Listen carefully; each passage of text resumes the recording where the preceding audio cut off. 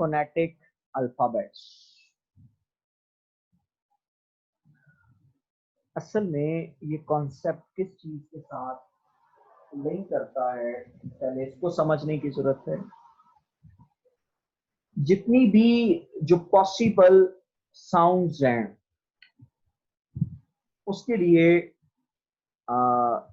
International phonetic association जो है वो मौजूद है, और जो मोर और लेस इस बात को डिसाइड करती हैं कि दुनिया भर के अंदर जो रिकग्नाइज्ड नंबर ऑफ साउंड्स हैं वो कितनी है और वो किस तरह से प्रोड्यूस की जाती है।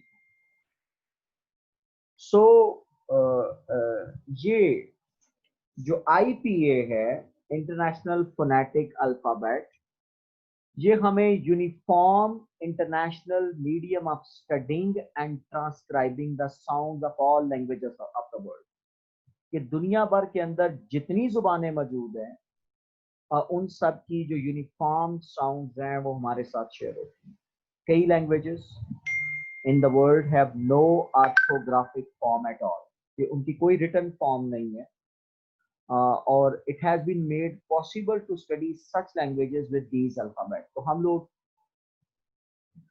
जो है वो इन अल्फाबेट से, इन इंटरनेशनल फोनेटिक अल्फाबेट से हम इस काबल होते हैं कि हम उन साउंड्स को भी स्टडी कर सकें। In other words, the IPA is a precise and universal means of writing down the spoken form of utterances, कि हम लोग जो फोनीम्स हैं, हाँ वो वॉल्स हैं या कॉन्सोनेंट्स हैं, हम लोग जो हैं as they are spoken without reference to their orthographic representation, कि हम ये नहीं देखते कि स साउंड दुनिया की किस जुबान में, जैसा कि उर्दू में स किसी और तरह से लिखी जाती है, इंग्लिश में किसी और तरह से, फिर इसी तरह से हिंदी में किसी और तरह से, जर्मन में किसी और तरह से, चाइनीज में किसी और तरह से।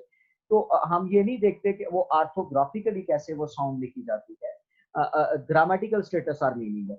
हमने जस्ट साउंड को देखना होता है कि ये साउंड जो है वो मतलब जो है वो एग्जिस्ट कर रही है। तो as we got English, the IPA helps us in establishing and maintaining internationally intelligibility and uniformity in the pronunciation of English।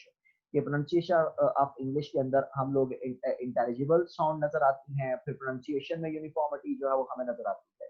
तो with the help of IPA we can easily teach the pronunciation of English or of any other language, कि हम लोग जो हैं वो teach कर सकते हैं the pronunciation of English, English की pronunciation को, या or any other or of any other language। The IPA has contributed a lot in the teaching and description of language। IPA ने इस हवाले से बहुत ज्यादा काम किया है। The teachers and learners of English can improve and standardize their pronunciation and can overcome the confusion created by the spelling, के मुख्तलिफ स्पेलिंग के हवाले से। और ये बात बड़ी आसानी से है कि हम लोग जस्ट क्या कर सकते हैं कि जो है वो जस्ट उन साउंड्स को ट्रांसक्रिप्टिव वे से अगर हम लोग लिख लें और उसके जरिए जो प्रोनाउंसिएशन के जो मामलात है वो बड़ी आसानी से हल हो सकते हैं। मतलब जिस तरह से कुछ लोग जो है वो मतलब सलिलिक्वी को सलिलोकाय भी पढ़ते रहे, और या मोनाटनी को मोनोटोनी भी मतलब जो है वो ये बोला जाता है। तो अब इसका हल क्या होगा कि जब आप एक यूनिफॉर्म साउंड्स के साथ उसको एलेबोरेट करेंगे तो ऑटोमेटिकली वो प्रोनाउंसिएशन कभी भी गलत नहीं होगी, with the help of international phonetic alphabets.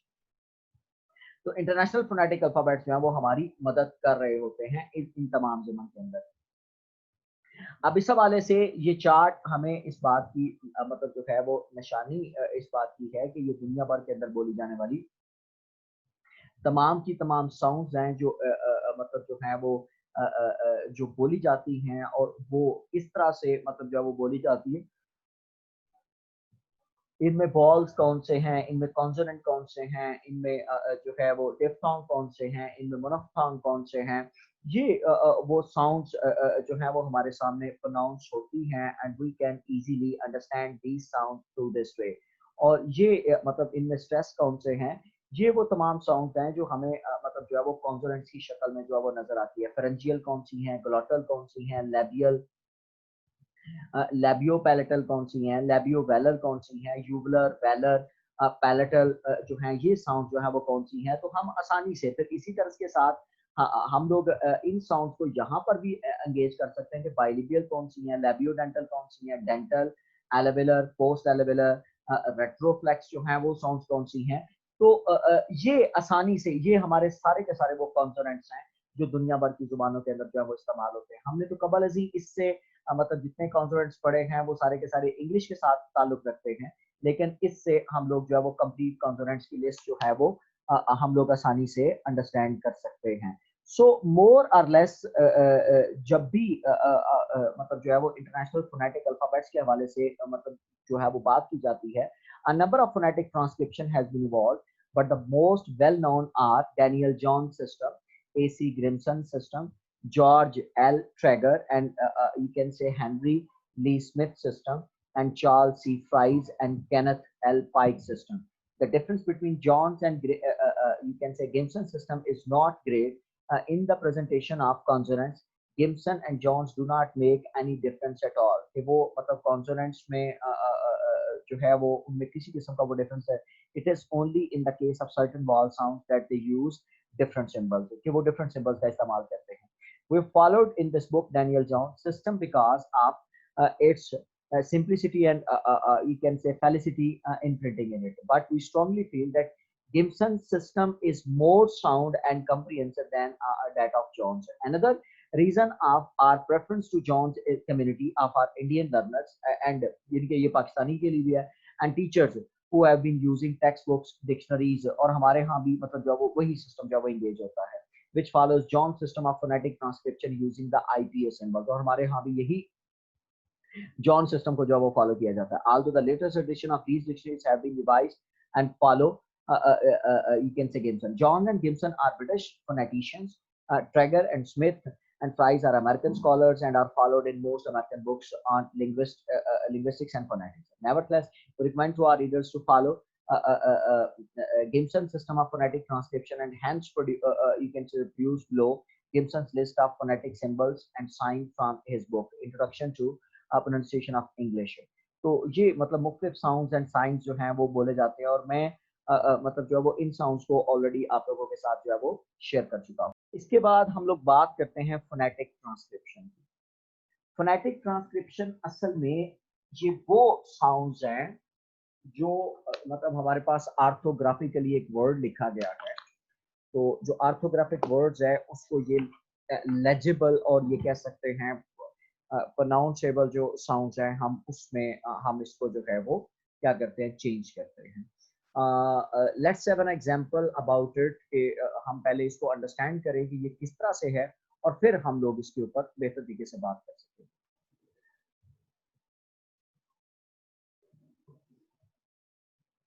Suppose हम लोग ये बात करते हैं, ये हमारे पास उर्दू का एक लफ्ज है जो हमने यहाँ पे मतलब जो है वो लिखा है शीट. अगर हम लोग इसकी मतलब जो है वो ट्रांसक्रिप्शन की तरफ जाएंगे तो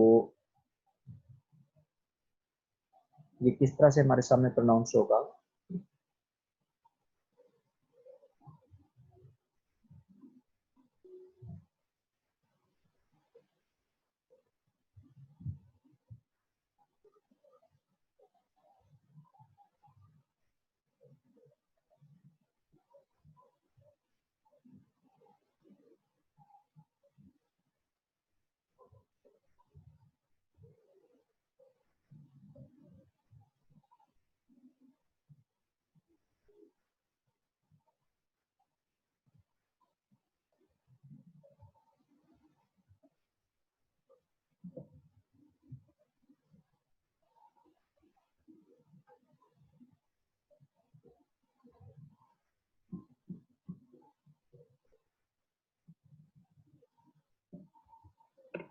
उसके बाद नेक्स्ट साउंड जो हम इंगेज करेंगे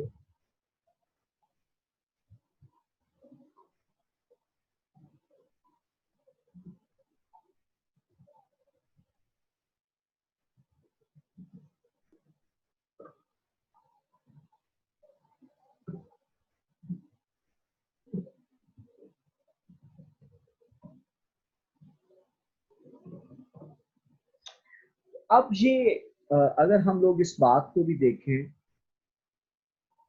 तो हमारे सामने ये वही लफ्ज है रशी, रशी। तो ई जो है वो लॉन्गर वन है, अ साउंड है, र है, श है और ड साउंड। और अब आप अगर बिलफर्स इसको उर्दू में भी इंग्लिश में भी लिखते हो, देन उसके बावजूद आपके पास जो प्रोनाउंसिएशन, जो ट्रांसक्रिप्शन में ये बात आएगी वो इसी तरह से होगी। आप जर्मन में भी लिख लें तब भी मतलब जो वो ट्रांसक्रिप्शन इसी तरह के साथ जो है वो हमारे सामने नजर आ रही है। तो ट्रांसक्रिप्शन का सबसे बड़ा जो फायदा है या इंटरनेशनल फोनेटिक अल्फाबेट्स का जो सबसे बड़ा हमें फायदा नजर आता है वो ये है कि हमारे पास यूनिफॉर्म साउंड्स मौजूद हैं। वो दुनिया भर की तमाम जुबानों को हम लोग आसानी से ट्रांसलेट करने के काबिल हो जाए। एक और मैं यहाँ पर आपके साथ शेयर करता हूँ, like what we give another example, it's Insha जो है वो हमारे पास मौजूद है। और अगर हम लोग इस वर्ड को भी मतलब जो है वो ट्रांसक्राइब करना चाहें यूनिफॉर्म साउंड के अंदर, तो we can have it's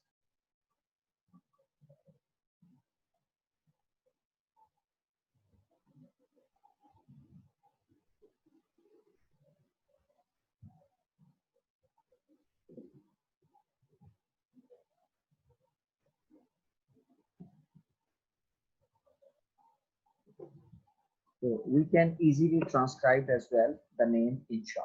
so ये अब ये दुनिया भर का कोई भी मतलब जो फोनेटिक्स ट्रांसक्रिप्शन को समझता है और जो साउंड्स प्रोनाउंसिएशन और इंटरनेशनल फोनेटिक अल्फाबेट्स को समझता है वो बड़ी आसानी से इस साउंड को प्रोड्यूस कर पाएगा, इस वर्ड को प्रोड्यूस कर पाएगा। लेकिन उसके लिए ये जो आर्थोग्राफी है ये प्रोड्यूस करना शायद मुश्किल काम हो, लेकिन सबसे आसान जो उसके पास वे आउट होता है कि वो क्या है कि आप सिर्फ उसको ट्रांसक्रिप्शन को मतलब जो है वो चेंज कर दें और आसानी से आप जो है वो उसके साथ मतलब जो है वो हम लोग उसको मतलब जो है वो चेंज कर सकते हैं।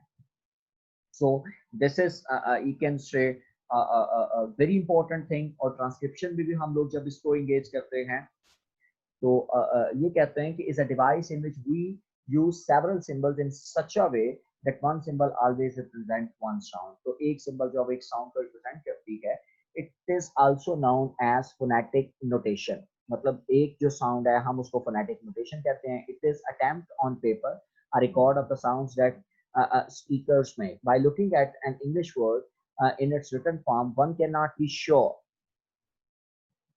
कि एक बंदा जो है वो इस हवाले से श्योर नहीं होता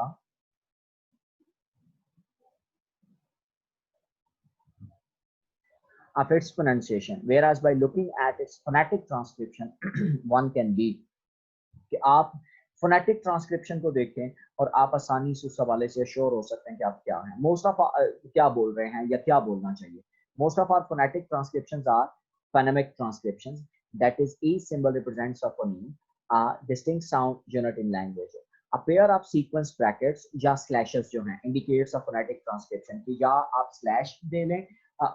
phonemic transcription are enclosed within slant bars कि जो फोनेटिक ट्रांसक्रिप्शंस हैं उसके लिए आपको ये दो ब्रैकेट्स यूज करनी पड़ेंगी, जबकि फोनेमिक ट्रांसक्रिप्शन के लिए आपको ये स्लैश बार्स का इस्तेमाल करना पड़ेगा। उसके बाद narrow and broad transcription. A broad phonetic transcription, that is phonemic transcription, is the transcription of phonemes of a language। तो ये phoneme of language के हवाले से हैं। The English word speak and speak can be transcribed as speak, p, e, k sound, or speak, s, p, e, and k respectively। Although there occurs the aspirated variety of phonemic, यानी कि phonemic की phoneme की aspirated जिस तरह से speak, तो अब aspirated आप आ सकते हैं जैसे peak, तो in the first word p and the unaspirated variety in the second।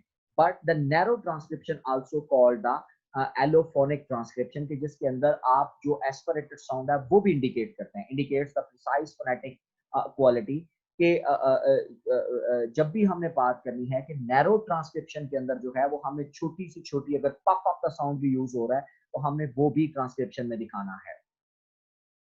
In this type of transcription, the aspirated variety of p as in the word peak can be indicated by transcribing the words peak. तो जो और उसके बाद प जो है वो aspirated है, ई एंड क साउंड जो है वो हमें नजर आती है। तो इस तरह से हम लोग जो है वो ट्रांसक्रिप्शन के इशू को भी सॉर्ट आउट कर सकते हैं।